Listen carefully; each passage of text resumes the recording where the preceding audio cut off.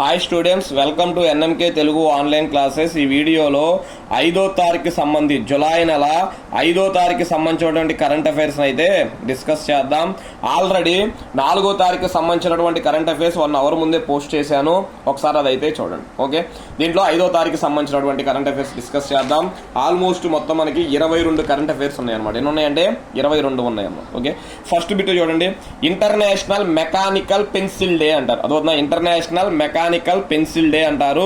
July 5వ తారీఖున జరుపుకుంటారు. ఇప్పుడు జులై 5వ తారీఖున జరుపుకుంటారు. నెక్స్ట్ 34,000 సంవత్సరాల క్రితం నాటి, చూడండి, 34,000 సంవత్సరాల క్రితం నాటి పురాతన చెద పుట్టలు. మనకి చెదలు ఉంటాయి కదా, దాంతో పుట్టలు ఉంటాయి అనమాట. అదొన్న పుట్టలను ఏర్పాటు చేస్తాయి ఆ చెదలు. ఆ చెద పుట్టలను ఏ దేశంలో కనుగొన్నారు? 34,000 సంవత్సరాల క్రితం నాటి పురాతన చెద పుట్టలను ఏ దేశంలో కనుగొన్నారు అంటే దక్షిణాఫ్రికా దేశంలో కనుగొన్నారు. దక్షిణాఫ్రికా.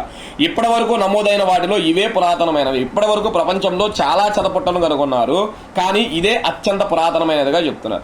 ఎలా చెప్తున్నారు ఇది 34,000 సంవత్సరాల క్రితంది అంటే దీని మీద పరీక్ష కూడా చేశారు. మనకి సైన్స్లో కార్బన్ డేటింగ్ అని చెప్పి ఒక పద్ధతి ఉంటుంది అనమాట.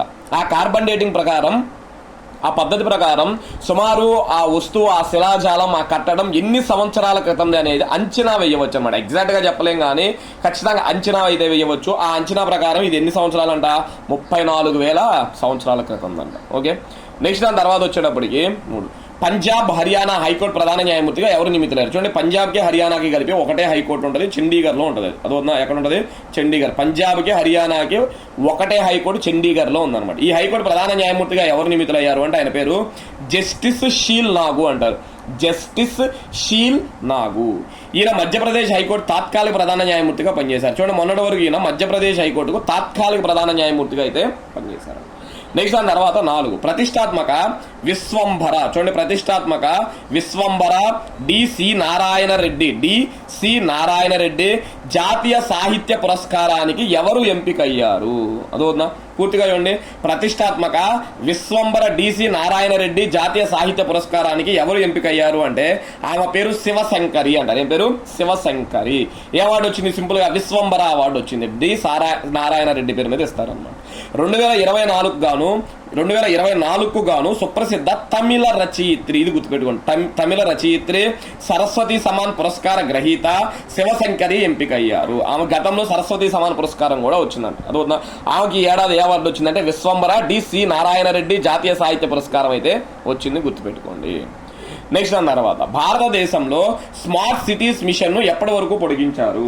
భారతదేశంలో స్మార్ట్ సిటీస్ మిషన్ ను ఎప్పటి వరకు పొడిగించారు అంటే 2025 వరకు ప్రకటించారు. 2025 మార్చి 31 వరకు పొడిగించారు అనమాట. ఓకే, చూడండి, స్మార్ట్ సిటీస్ మిషన్ వాస్తవంగా 2024 జూన్ 30తో ముగిసింది. యాక్చువల్గా మొన్న జూన్ 30తోనూ ముగిసింది. దాని తర్వాత దీని మీద ప్రకటన చేయలేదు, ఇంకా ఆపేసారేమో అనుకున్నాం. కానీ మొన్నటి రోజున మనకి ప్రకటన వచ్చింది అనమాట. ఏమని? నెక్స్ట్ ఇయర్ మార్చి 31వ తారీఖు దాకా దీన్ని ఎక్స్టెండ్ చేస్తున్నాం. దీనిని 2015 జూన్ 25న ప్రధాని నరేంద్ర మోడీ ప్రారంభించారు. అసలు స్మార్ట్ సిటీస్ మిషన్ అనేది ఎప్పుడు స్టార్ట్ అయింది అంటే 2015 జూన్ 25న మోడీ గారు ప్రారంభించారు. 2024 జూన్ 30 అయిపోవాలి, కానీ దీన్ని ఎక్స్టెండ్ చేయడం అయితే జరిగింది. ఓకే, నెక్స్ట్ దాని తర్వాత దేశంలోనే ప్రతిష్టాత్మక XLRI బిజినెస్ స్కూల్ అనమాట. అదోనా దేశంలోనే ప్రతిష్టాత్మక XLRI బిజినెస్ స్కూల్ త్వరలో తన ప్రాంగణాన్ని ఆంధ్రప్రదేశ్ రాష్ట్రంలో ఎక్కడ ప్రారంభించనుంది? చూడండి, ఆంధ్రప్రదేశ్లో తన క్యాంపస్ను పెడుతున్నట్టు XLRI బిజినెస్ స్కూల్ సంస్థ ప్రకటించింది అనమాట.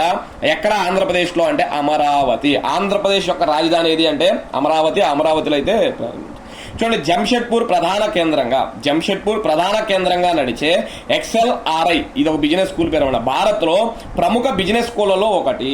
భారతదేశంలో ఉన్న ప్రముఖ బిజినెస్ స్కూల్స్ లో XLRI అనేది కూడా ఒకటేనంట, గుర్తుపెట్టుకోండి. ఓకే, నెక్స్ట్ దాని తర్వాత 24వ ఇలాంటి గుర్తుపెట్టుకోవాలి. ఈ మధ్య కాలంలో ఇలాంటివి ఎగ్జామ్ ఎక్కువ ఇస్తున్నాడు అనమాట. 24వ షాంఘై కోఆపరేషన్ ఆర్గనైజేషన్ SCO సమావేశం ఎక్కడ జరిగింది అంటే ఆస్థానా అంటారు, కజకిస్తాన్. ఈ బిట్ ఆల్రెడీ మీకు చెప్పాను, అదొద్దా వెనకమాల చెప్పాను. ఆస్థానా అని ఎక్కడుంది? కజకిస్తాన్ ఉంది. ఈ సమావేశానికి హాజరైన ప్రముఖులు, SCO సమావేశానికి హాజరైన ప్రముఖులు ఎవరు అంటే ఒక ఆయన పేరు వ్లాదిమిర్ పుతిన్ అంటారు. ఈయన ఏ దేశ అధ్యక్షుడు అంటే మనకు తెలిసిందే, రష్యా అధ్యక్షుడు. రెండోది వచ్చేప్పటికి జీ జిన్పింగ్ అంటారు, చైనా అధ్యక్షుడు. మూడోది వచ్చేటప్పటికి షహబాజ్ నవాజ్ షరీఫ్ అంటారు పాక్ ప్రధాని. 4వ వచ్చేప్పటికి ఆంటోనియో గుటెరెస్ అంటారు యుఎన్ఓ సెక్రటరీ జనరల్. 5వది వచ్చేటప్పటికి జైశంకర్ అంటారు భారత విదేశాంగ మంత్రి. ఎస్సీఓలో మొత్తం శాశ్వత సభ్య దేశాల సంఖ్య ఎంత అంటే 10 అని చెప్తారు అనమాట. ఎస్సీఓలో మొత్తం శాశ్వత సభ్య దేశాల సంఖ్య ఎంత అంటే 10గా మనం అదవుతుందా. కాబట్టి వీళ్ళందరూ కూడా హాజరయ్యారు. యాక్చువల్గా ప్రధాని మోడీ గారు దీనికి హాజరవ్వాలి, కొన్ని అనివార్య కారణాల వల్ల ఆయన అయితే హాజరవ్వలేదు. ఓకే, నెక్స్ట్ మాదక ద్రవ్యాలపై ఉక్కుపాదం మోపేందుకు యాంటీ నార్కోటిక్స్ టాస్క్ ఫోర్స్ అంటారు. చూడండి, మాదక ద్రవ్యాలపై ఉక్కుపాదం మోపేందుకు యాంటీ నార్కోటిక్స్ టాస్క్ ఫోర్స్ అనమాట. టాస్క్ ఫోర్స్ ను ఏ రాష్ట్రం ఏర్పాటు చేయనుంది అంటే ఆంధ్రప్రదేశ్. ఏ రాష్ట్రం? ఆంధ్రప్రదేశ్. ఐజీ స్థాయి అధికారిని దీనికి అధిపతిగా పెట్టాలని, జిల్లాలలో ఎస్పీ స్థాయి అధికారులను దీనిలో పెట్టాలని ఆదేశించారు. ఎందుకంటే ఆంధ్రప్రదేశ్ రాష్ట్రంలో ఇటీవల కాలంలో ఈ డ్రగ్స్, మాదక ద్రవ్యాలు ఇవన్నీ ఎక్కువైపోయినాయి అనమాట. వాటిని అణిచివేయడానికి ఉపసంఘాన్ని ఏర్పాటు చేశారని లాస్ట్ వీడియోలో నేను చెప్పాను అన్నాడు. అదవుతుందా. ఇక్కడ దానికి ఒక సంస్థను ఏర్పాటు చేశారు, యాంటీ నార్కోటిక్స్ టాస్క్ ఫోర్స్ అనే సంస్థను అయితే ఏర్పాటు చేశారు, గుర్తుపెట్టుకోండి. ఓకే, నెక్స్ట్ కేంద్ర ప్రభుత్వ ప్రధాన అధికార ప్రతినిధిగా ఎవరు నియమితులయ్యారు? కేంద్ర ప్రభుత్వ ప్రధాన అధికార ప్రతినిధిగా ఎవరు నియమితులయ్యారు అంటే ఆయన పేరు ధీరేంద్ర ఓజా అంటారు. ఏం పేరు? ధీరేంద్ర ఓజా కేంద్ర ప్రభుత్వ అధికార ప్రతినిధిగా నియమితులయ్యారు. ఓకే, నెక్స్ట్ దాని తర్వాత 10 ఆంధ్రప్రదేశ్ పంచాయతీరాజ్ సర్వీసెస్ అసోసియేషన్. చూడండి, ఆంధ్రప్రదేశ్ పంచాయతీరాజ్ సర్వీసెస్ అసోసియేషన్ రాష్ట్ర నూతన గౌరవ చైర్మన్ గా ఎవరు ఎన్నికయ్యారు? నూతన గౌరవ చైర్మన్ గా ఎవరు నియమితులయ్యారు అంటే టిఎంబి బుచ్చిరాజు అంటారు. ఆయన పేరు టిఎంబి బుచ్చిరాజు. చైర్మన్ గా పిఎస్ కుమార్, ప్రధాన కార్యదర్శిగా సి బాలాజీ నియమితులయ్యారు. చైర్మన్ గా అయితే పిఎస్ కుమార్, ప్రధాన కార్యదర్శిగా అయితే సి బాలాజీ నియమితులయ్యారు. నెక్స్ట్ 11 మనోజ్ బాజ్పాయ్. చూడండి, Manoj Bajpai the definitive biography book పేరు అనమాట. Manoj Bajpai the definitive biography పుస్తకాన్ని ఎవరు రచించారు అంటే పీయూష్ పాండే రచించారు. ఎవరు? పీయూష్ పాండే. ఎవరి పీయూష్ పాండే అంటే సీనియర్ జర్నలిస్ట్ అనమాట. సీనియర్ జర్నలిస్ట్, గుర్తుపెట్టుకోండి. నెక్స్ట్ ఆంధ్రప్రదేశ్ రాష్ట్ర జలవనరుల శాఖ పరివాహక ప్రాంత అభివృద్ధి సంస్థ కాడా అంటారంట. దాన్ని ఏమంటారు? కాడా. ఆంధ్రప్రదేశ్ రాష్ట్ర వనరుల శాఖ పరివాహక ప్రాంత అభివృద్ధి సంస్థ కమిషనర్ గా ఎవరు నియమితులయ్యారు అంటే చెరుకూరి శ్రీధర్ నియమితులయ్యారు. ఎవరు? చెరుకూరి శ్రీధర్. ఆంధ్రప్రదేశ్ రాష్ట్ర వనరుల శాఖ పరివాహక ప్రాంత అభివృద్ధి సంస్థ కమిషనర్ గా చెరుకూరి శ్రీధర్ నియమితులయ్యడం జరిగింది, గుర్తుపెట్టు. నెక్స్ట్ లోక్పాత్ మొబైల్ యాప్ అనమాట. చూడండి, లోక్పాత్ ప్రజల సమస్యలని డిస్కస్ చేయడానికి అనమాట. లోక్పాత్ మొబైల్ యాప్ ని ఏ రాష్ట్ర ముఖ్యమంత్రి ప్రారంభించారు అంటే మధ్యప్రదేశ్ ముఖ్యమంత్రి అనమాట. మధ్యప్రదేశ్ ముఖ్యమంత్రి ఎవరు అని అడిగితే మోహన్ యాదవ్ అంటారు. ఆయన పేరు ఏం పేరు? మోహన్ యాదవ్ గారు లోక్పాత్ అనే మొబైల్ యాప్ అయితే ప్రారంభించడం జరిగింది. నెక్స్ట్ దాని తర్వాత 60,000 కోట్లతో బీపీసీఎల్ సంస్థ పెట్రోలియం రిఫైనరీని ఎక్కడ ఏర్పాటు చేయనుంది? చూడండి, 60,000 కోట్లతో బీపీసీఎల్ అనే సంస్థ ఒక ప్రాజెక్ట్ అనమాట, పెట్రోలియం రిఫైనరీ ప్రాజెక్టును ఎక్కడ ఏర్పాటు చేయనుంది అంటే మచిలీపట్నంలో ఏర్పాటు చేయనుంది. ఎక్కడ? మచిలీపట్నం. బీపీసీఎల్ అంటే అర్థం ఏంటి? అదొక మచిలీపట్నం అంటే రాష్ట్రం మనకి ఆంధ్రప్రదేశ్. బీపీసీఎల్ అంటే భారత్ పెట్రోలియం కార్పొరేషన్ లిమిటెడ్ అంటారు. 1976లో ఏర్పడింది. ప్రధాన కార్యాలయం ముంబైలో అయితే ఉందండి. Okay, next bit ICC T20 allrounder rankings లో. చూడండి, ఆల్రౌండర్ ర్యాంకింగ్స్ లో అగ్రస్థానంలో ఎవరు నిలిచారు? అదొద్దా, మనకి ఐసీసీలో 3 రకాల ర్యాంకింగ్స్ ఉంటాయి అనమాట. బెస్ట్ బ్యాటింగ్ సంబంధించిన ర్యాంకింగ్స్ ఉంటాయి, బెస్ట్ బౌలర్స్ సంబంధించిన ర్యాంకింగ్స్ ఉంటాయి, ఆల్రౌండర్స్ కూడా ర్యాంకింగ్స్ ఉంటాయి. అలా ప్రపంచంలో నెంబర్ 1 ఆల్రౌండర్ ఎవరు నిలిచారు అంటే మన భారతదేశానికి చెందిన హార్దిక్ పాండ్యా. చూడండి, ఇంపార్టెంట్ బిట్, ఎందుకంటే ఆల్రౌండర్ జాబితాలో అగ్రస్థానం సాధించిన తొలి భారతీయుడు. వెరీ వెరీ ఇంపార్టెంట్ అన్న. ఆల్రౌండర్ జాబితాలో అగ్రస్థానం సాధించిన తొలి భారతీయుడుగా హార్దిక్ పాండ్యా రికార్డు సృష్టించాడు. బ్యాటర్లలో అయితే అదో ఐసీసీ ర్యాంకింగ్స్ బ్యాటింగ్స్ పరంగా చూసుకున్నట్లయితే అగ్రస్థానంలో ట్రావిస్ హెడ్ అనమాట, ఆస్ట్రేలియా ఉండగా 2వ స్థానంలో సూర్యకుమార్ యాదవ్ ఉన్నాడు. యాక్చువల్ గా మొన్నటి వరకు సూర్యకుమార్ యాదవ్ ఫస్ట్ ప్లేస్ లో ఉన్నాడు. ఇప్పుడు సూర్యకుమార్ యాదవ్ సెకండ్ ప్లేస్ కి వచ్చేసాడు. ట్రావిస్ హెడ్ అనే వ్యక్తి అయితే మొదటి ప్లేస్ కి వచ్చేసాడు. Okay, next 2025 champion trophy, cricket champion trophy అనమాట ఏ దేశంలో జరగనుంది అంటే పాకిస్తాన్. ఏ దేశం? పాకిస్తాన్. ఇప్పుడు ఎందుకు వార్తలు వచ్చింది అంటే పాకిస్తాన్ వాళ్ళు మ్యాచ్లు ఎక్కడెక్కడ నిర్వహిస్తున్నారు ఏంటి అనే స్టేడియం లిస్టును ఐసీసీకి అయితే పంపించారు. అలా 2025 ఛాంపియన్ ట్రోఫీ ఏ దేశంలో జరగనుంది అంటే పాకిస్తాన్లో అయితే జరగనుంది. నెక్స్ట్ జార్ఖండ్ రాష్ట్ర ముఖ్యమంత్రిగా 3వసారి ఎవరు ప్రమాణ స్వీకారం చేశారు? ఇది ఆల్రెడీ లాస్ట్ వీడియోలో చెప్పాము. జార్ఖండ్ రాష్ట్ర ముఖ్యమంత్రిగా 3వసారి ఎవరు ప్రమాణ స్వీకారం చేశారు అంటే హేమంత్ సోరెన్ అంటారు. ఏం పేరు? హేమంత్ సోరెన్ అంటారు అన్నమాట. ఓకే, గుర్తుపెట్టుకోండి. ఈయన జార్ఖండ్ ముక్తి మోర్చా పార్టీకి చెందినవాడు. ఏ పార్టీ? జార్ఖండ్ ముక్తి మోర్చా, జేఎంఎం పార్టీ అంటారు అనమాట. దానికి సంబంధించి నెక్స్ట్ బిట్ చూసుకున్నట్లయితే 18 ఏషియన్ 57వ, చూడండి ఏషియన్ ఏదో ఒక సంస్థ, ఆర్గనైజేషన్ అనమాట. ఏషియన్ 57వ విదేశాంగ మంత్రుల సమావేశం ఎక్కడ జరగనుంది? అదే ఎక్కడ జరగనుంది అంటే లావోస్ రాజధాని అయినటువంటి వియంటియాన్ అంటారు అనమాట. చూడండి ఏషియన్ అనేది ఒక సంస్థ, దాని యొక్క 57వ విదేశాంగ మంత్రుల సమావేశం ఎక్కడ జరగనుంది అంటే లావోస్ రాజధాని వియంటియాన్ అనే ప్రాంతంలో అయితే జరగనుంది.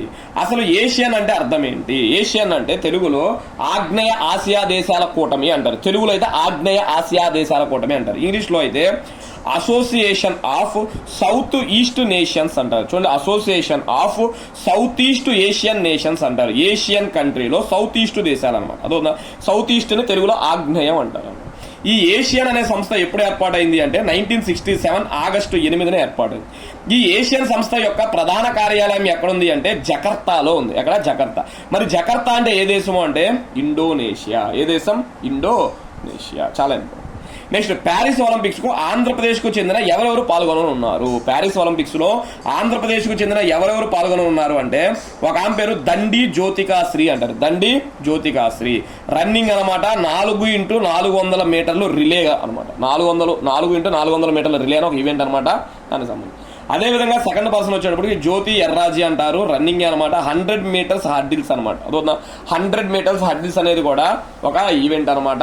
దానికి సంబంధించి అదేవిధంగా చూడండి ఇంకా ఈ నెల 26న ప్రారంభమయ్యే ఒలింపిక్స్ ఎక్కడ జరుగుతున్నాయి? ఒలింపిక్స్ ఈసారి మనకి ప్యారిస్ లో జరుగుతుంది. ప్యారిస్ ఒలింపిక్స్ అన్నది ఈ నెల 26న ప్రారంభమయ్యే ఒలింపిక్స్ లో స్టార్ జావెలిన్ థ్రోయర్ ప్లేయర్ అనమాట. జావెలిన్ థ్రోయర్ మనకు ఒక కర్ర లాంటి ఉంటుంది కదా, కర్ర పరిగెత్తుకుంటూ వెళ్ళి ఆ జావెలిన్ ఇసురేస్తారనమాట. దూరం వెళ్ళి పడుతుంది అది అనమాట. అదవుతుందా? Star javelin thrower Neeraj Chopra, ఆయన పేరు నీరజ్ చోప్రా సారథ్యంలో భారత్ బరిలోకి దిగనుంది. అదవుతుందా? ఈ నెల 26న ప్రారంభమయ్యే ప్యారిస్ ఒలింపిక్స్ లో star javelin thrower Neeraj Chopra సారథ్యంలో భారత్ బరిలోకి అయితే దిగనుంది. మొత్తం 28 మంది భారత అథ్లెట్లు దీంట్లో పాల్గొంటున్నారు. మొత్తం 28 మంది భారత అథ్లెట్లు ఒలింపిక్ లో పాల్గొంటున్నారు. ఈ 28 మందిలో 17 మంది పురుషులు కాగా 11 మంది మహిళలు ఉన్నారు. అదవుతుందా? 28 మందిలో 17 మంది పురుషులు, 11 మంది మహిళలు ఉన్నారు. 14 ఏళ్లకే చూడండి 14 ఏళ్లకే ఒలింపిక్స్ లో ఆడే అవకాశాన్ని కర్ణాటక చెందిన భారత స్విమ్మర్ దినింది దేశింగు, ఆమె పేరు అనమాట. చూడండి ఆ 14 ఏళ్ల బాలిక పేరు కర్ణాటకకు చెందిన దినింది దేశింగుకు దక్కింది.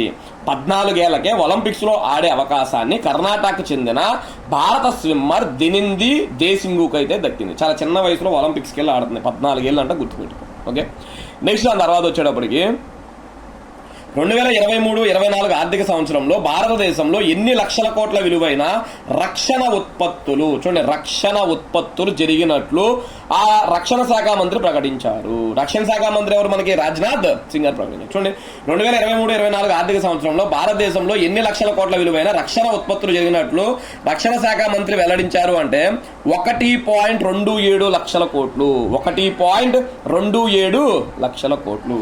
2022-23తో పోలిస్తే ఏకంగా 16.8% పెరిగినట్లు రాజ్నాథ్ సింగ్ వెల్లడించారు. లాస్ట్ ఇయర్ తో పోల్చుకుంటే, అంతకు ముందు దాంతో పోల్చుకుంటే ఈ ఇయర్ ఎంతందా పెరిగిందంట, 16.8% అయితే పెరిగింది. నెక్స్ట్ నెదర్లాండ్స్ అంటారు. చూడండి నెదర్లాండ్స్ అంటారు లేదా డచ్ అంటారు అనమాట. నెదర్లాండ్స్ లేదా డచ్ ప్రధానమంత్రిగా ఎవరు బాధ్యతలు స్వీకరించారు అంటే చూడండి డిక్ షూఫ్ అంటారు అనమాట. పేరు వచ్చేటప్పటిగా అయింది డిక్ షూఫ్ అంటారు. నెదర్లాండ్స్ డచ్ ప్రధానమంత్రిగా ఎవరు బాధ్యతలు స్వీకరించారు అంటే డిక్ షూఫ్ అనే పేరుతో పిలుస్తారు. నెక్స్ట్ లాస్ట్ అంటే T20 గెలిచిన భారత క్రీడాకారులు, T20 అంటే వరల్డ్ కప్ గెలిచిన భారత క్రీడాకారులు ఎక్కడ జరిగిన వేడుకల్లో పాల్గొన్నారు అంటే వాంకడే స్టేడియం అంటారు, ముంబై అనమాట. అక్కడ వాంకడే స్టేడియం ముంబైలో అయితే పాల్గొన్నారు. ఎవ్వరు ఊహించినటువంటి జనాభా అయితే రావడం అయితే తెలియదు. ఓకే, ఇవి స్టూడెంట్స్ మనకి ప్రధానంగా 5వ తారీఖుకి సంబంధించిన కరెంట్ అఫైర్స్. నెక్స్ట్ వీడియోలో 6వ తారీఖుకి సంబంధించినటువంటి కరెంట్ అఫైర్స్ అయితే మీ ముందుకు తీసుకొస్తాం. మీరు చేయవలసిందల్లా ఒక చిన్న లైక్ అయితే చెయ్యండి. Thank you.